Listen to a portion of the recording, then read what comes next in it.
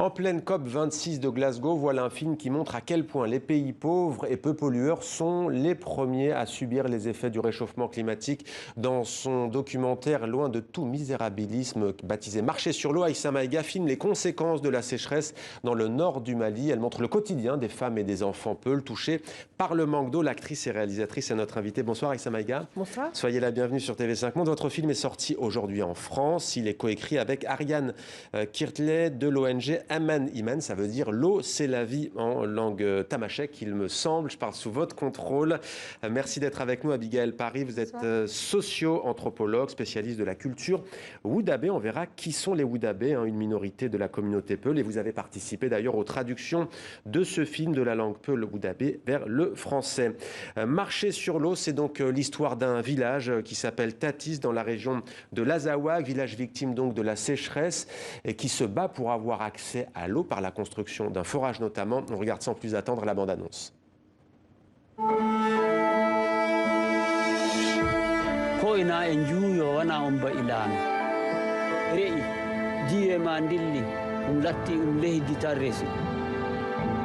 wala goɗɗo wala a yiggaki a waɗa komi inchallahu mun samu ruwa yara mu za su yi lekol tenan nde fusi ko hunde mo yara ndiyam joɗotani ɗum ɗo ornu gonɗen kañum ma kiloji sappo goodi ɗo ɗe jahale nde dilleteɗi en jimmina ɓikkol meɗen ngala renoɓe mi warta wona mi yejjitan on e mi andi wahala kad ardumen e mi andi torraɗo nde aldumen.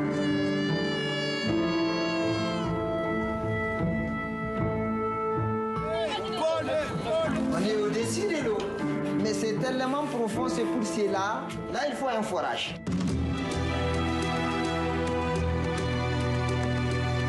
Yau an ka ce wani abu matsala ta taso har da mu sai ta taba mu shanisa. Don har da ni wannan matsalar ta shahe mu duka. Matsalar mu ne mu duka mu. Mais on va marcher sur l'eau? Oui, certainement.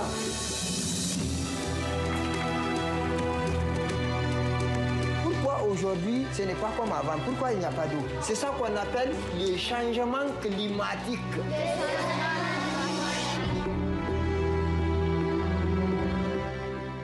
Voilà, Marcher sur l'eau, Aïssa Maïga, raconter le changement climatique à hauteur humaine, c'est le pari de ce documentaire? Oui, absolument. Quand on m'a proposé de réaliser ce film, j'étais un petit peu dubitative parce que je ne suis pas spécialiste du climat.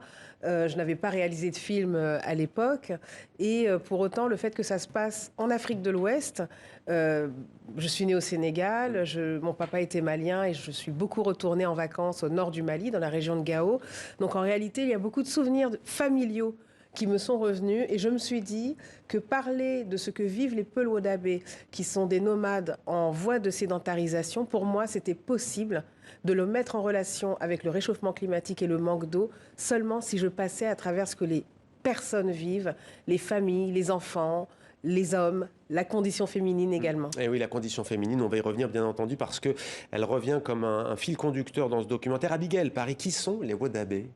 Alors, les Wodabé sont des Peuls. Ils font partie de la grande famille des Peuls, qui a beaucoup de ramifications, parce que c'est un peuplement qui s'étend de la Mauritanie jusqu'en la Centrafrique, donc très étendu. Les Peuls Wodabé font partie des derniers nomades, donc qui, eux, en plus d'être traditionnellement des pasteurs, ont aussi construit leur identité autour de ce nomadisme et qui aujourd'hui, dont le mode de vie aujourd'hui connaît des bouleversements majeurs, mais depuis une quarantaine d'années. Donc c'est pour ça aussi que ce film, je salue J'allais vous poser la question parce que parfois celles et ceux qui nous regardent disent oui, bon, le changement climatique, il a bon dos, les sécheresses, on en a toujours connu de par le monde, notamment en Afrique. Vous vous situez à une quarantaine d'années ce phénomène, ce changement pour ce peuple? Il y a eu des sécheresses assez récurrentes, dont 2 sécheresses qui ont été particulièrement dévastatrices, dont l'une à la fin des années 70, l'une au milieu des années 80. Donc ça a entraîné un déplacement d'un nombre considérable de familles Wodabé, qu'aujourd'hui c'est encore difficile à quantifier, donc on parle de population nomade.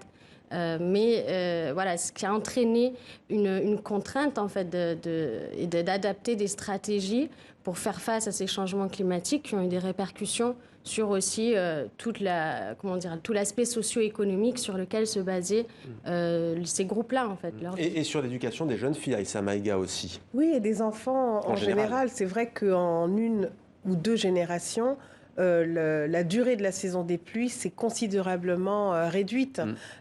Auparavant, je parle sous le contrôle d'Abigail Paris, une saison des pluies pouvait s'étendre pendant 4 mois, 5 mois, même avec des pluies éparses.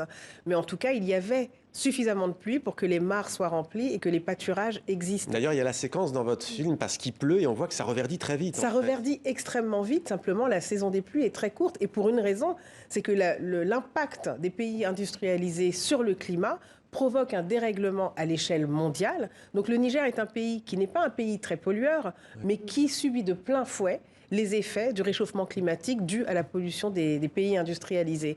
Et en fait, ce qui nous a intéressés en faisant ce film, c'était vraiment l'idée de montrer comment des familles sont éclatées à cause de ça. Parce qu'on peut regarder les choses à grande échelle, et c'est important de le faire, mais il ne faut pas oublier que derrière ces grands concepts de réchauffement climatique, il y a des gens et il y a des personnes qui sont vraiment en première ligne. Il y a notamment, les jeunes filles. Et qui attendent leur... Oulaï, notamment, 14 ans, oui. Qui est très triste, qui attend sa mère, qui est partie au Nigeria. Et d'ailleurs, avant de partir, elle dit, il y a des informations qui nous parviennent en disant que les femmes sont agressées, enfin en tout cas, sont parfois victimes sur le chemin. Oui. Ce sont des familles séparées. Oui, Pourquoi les familles sont mamans, séparées.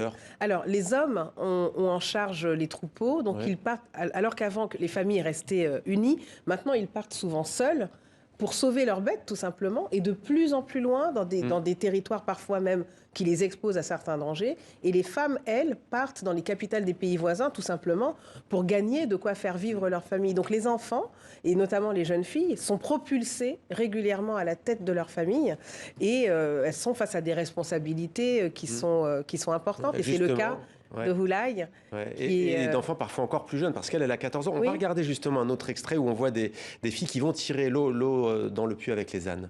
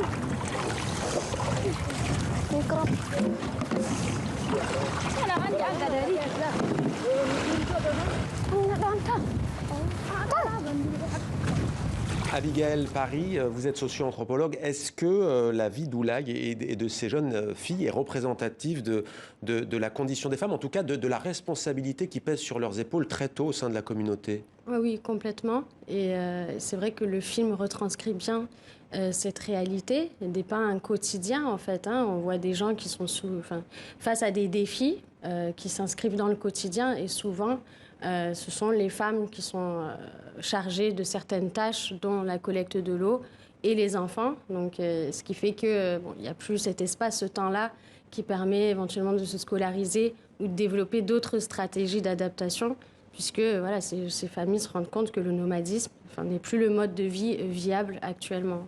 En fait. Ouais. Je lisais, dites-moi si je me trompe, mais que parfois on appelait cette communauté les Bororo, rien à voir avec les Bororo d'Amazonie, et que c'était péjoratif parce que ça veut dire les bergers à l'abandon. Donc ils sont mal vus au Niger et au-delà des frontières. En fait, Wadabe, c'est le nom qu'on peut donner parce que ça vient du préfixe Wada, en Peul. Wadabe qui signifie qui n'est pas bon, mais c'est juste des hypothèses. Par contre, le terme Bororo, lui, est une dénomination qui est péjorative parce qu'elle désigne l'espèce de vaches qui sont élevées par les Peuls Wadabe, en fait. C'est ça la précision. En pleine COP, d'où la nuance. La COP 26 est en ce moment à Glasgow, en Écosse. Il y a tout le débat sur l'eau, combien de temps doit prendre une douche. Là, on voit un enfant qui a 3-4 ans, qui, avec la théière, se met un peu d'eau et sa sœur le gronde. Elle lui dit ne gaspille pas l'eau. Est-ce qu'il y a un message que vous ont transmis ces femmes et ces hommes, jeunes ou moins jeunes, que vous aimeriez nous donner ce soir ? Alors d'abord, les enfants sont parfaitement au courant du fait que leur vie est dure et qu'il y a ailleurs sur la planète des enfants qui ont une vie beaucoup plus douce que la leur. Donc ça, c'est quelque chose que, comment dire, que je me suis dit qu'il fallait que ça, je le dise, Ouais. que je puisse me faire tout simplement le relais de la parole de ces enfants qui sont des enfants oubliés. Par ailleurs, les mères et les femmes en général ont à cœur de savoir que leurs conditions de femmes nomades qui sont obligées de se sédentariser aujourd'hui et dans ce cadre-là, obligées régulièrement de laisser leurs enfants pour aller travailler ailleurs, elles ont vraiment à cœur justement qu'on sache quelle est leur trajectoire, quelle est leur destinée. Et ce film, il est vraiment destiné à ça, c'est donner un visage à des gens qui sont des oubliés. Aïssa Maïga, vous restez avec nous. Nicolas Georges va nous rejoindre. Le temps pour moi de remercier Abigail Paris. Merci beaucoup d'être venu nous éclairer donc sur cette communauté Peul du Niger et sur ses conditions de vie.